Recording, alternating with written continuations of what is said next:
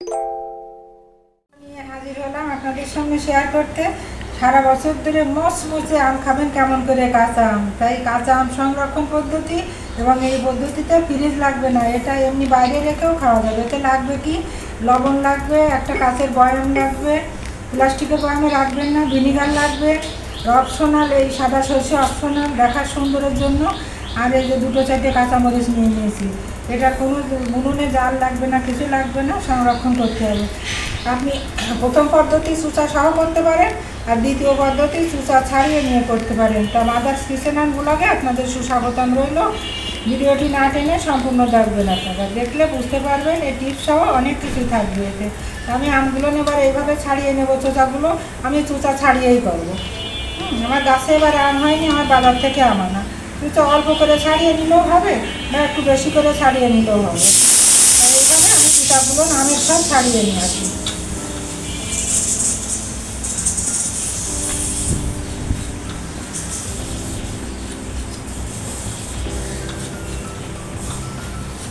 এইভাবে চুচাগুলো ছাড়িয়ে নিয়ে এটা দুই পদ্ধতিতে করা যায়।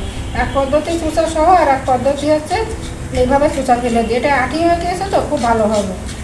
এইভাবে সারা বছর তাহলে যখন মন বলবে তখন আপনারা মুড়ি দিয়ে খাবেন, টক ডাল খাবেন, মাছে দেবেন, অনেক কিছুতে দেওয়া যাবে। এইভাবে কাঁচা থাকবে, ফ্রিজের আর জায়গা বন্ধ হবে না, বাইরে এভাবে রাখবেন আর খাবেন। এই দেখেন এইভাবে আমি চিকন করে করে রাখবো। এইভাবে আমি চিকন করে করে আমগুলো হচ্ছে এইভাবে গেলে আমগুলো সব আমি ছাড়িয়ে ছুড়ে কেটে নিয়ে আসি।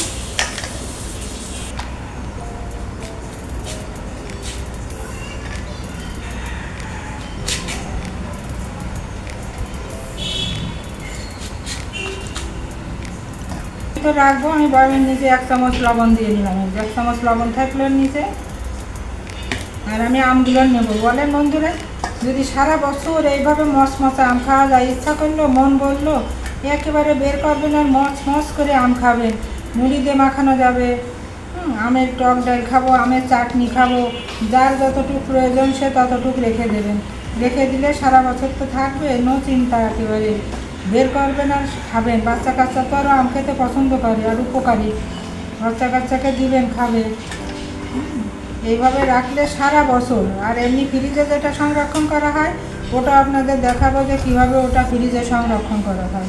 আমি আমগুলো সব এইভাবে আমি দিয়ে দিচ্ছি। দেখেন আমগুলো এইভাবে দিয়ে দেবো। হ্যাঁ, আমগুলো সব দিয়ে দিলাম। আমগুলো দিয়ে এবার এরপরে আমি 1 চামচ লবণ দেবো। এই দেখেন 1 চামচ এই লবণ দিয়ে দিলাম। লবণ দেওয়ার পরে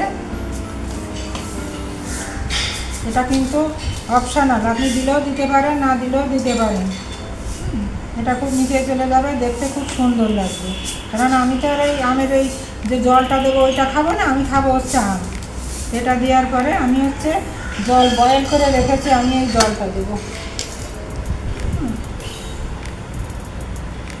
আমি কাঁচামরিচগুলো এভাবে দিয়ে দেবো। আমি ভিতরে দিইনি, আমি উপরেই কাঁচামরিচগুলো দিয়ে দিলাম। বেশি দেবো না, 2-3টে দিলেই সাফিসিয়েন্ট থাকলো। এবার আমি কি করব, আমি এই জলটা হচ্ছে লবণ, একটুখানি লবণ দিয়ে মানে অর্ধেকটা আমি ফুটিয়ে কমিয়ে ফেলেছি। 5-10 মিনিট আমি বলবো না, আমি অর্ধেকটা ফুটিয়ে ফেলেছি। এবার এই জলটা কিন্তু ঠান্ডা, এই জলটা এবার আমি দিয়ে দেবো। দেখেন সর্ষেটা দিলে দেখতে কত সুন্দর লাগে। আমি এই জলটা দিয়ে দেবো।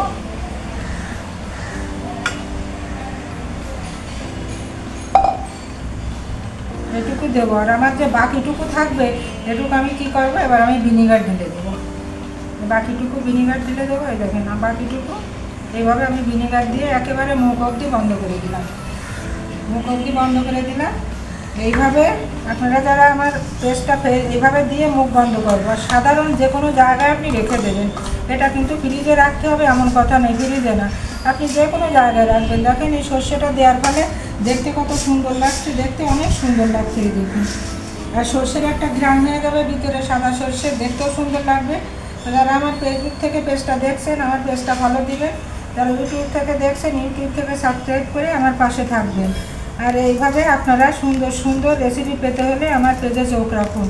আর এই আম সংরক্ষণ করবেন যার যতটুকু পরিমাণ লাগে। আমার অল্প লাগবে, আমি শেয়ার করার জন্য অল্প করে দিলাম। আপনাদের যে পরিমাণ লাগে আপনারা সেই পরিমাণ আপনারা করবেন, করে এইভাবে আমরা সংরক্ষণ করে খাবেন। সবার জন্য রইল মাদার্স কিচেন অ্যান্ড ব্লগের পক্ষ থেকে অনেক অনেক শুভকামনা।